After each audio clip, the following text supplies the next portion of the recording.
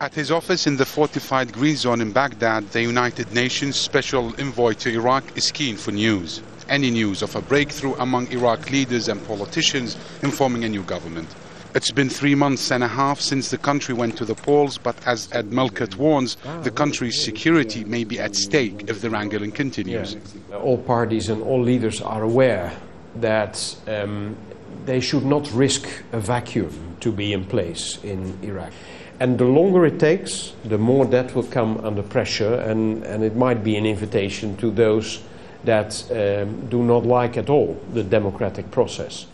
But this process is moving slowly. Current Prime Minister Nouri al-Maliki, whose state of law bloc came second with 89 seats, claims he managed to form the biggest coalition by uniting with the other main Shia bloc, the Iraqi National Alliance.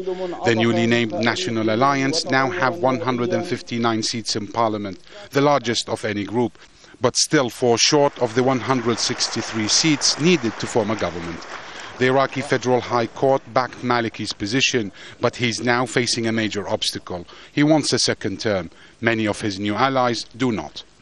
His rival, former Prime Minister Ayad Allawi, whose cross-sectarian bloc Al-Iraqiyya was the biggest election winner with 91 seats in parliament.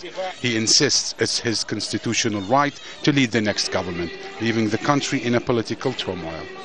For Ed Melkert, that's not the real problem. I believe that it's also not the most important political question. I have conveyed in my meetings with many parties that it is possible to put a negotiation process in place where you also check where the support is for a majority candidate for the Prime Minister's position. That is really more urgent and more relevant than the question who is allowed to start a process where you don't know how it will end. Millions of ordinary Iraqis went to the polls despite the threat of violence. Their courage has been rewarded with infighting among the political elite. And that's why any meeting between the biggest winners of these elections give hope that it may soon lead to a deal. Baghdad is full of rumors and speculations regarding who will be the next prime minister and the possible new coalitions emerging. That is likely to continue for the next days, weeks, perhaps months. But what is certain is that any future government that is not inclusive and representing all winners, it will have turbulent 4 years. Omar Al-Saleh, Al Jazeera, Baghdad.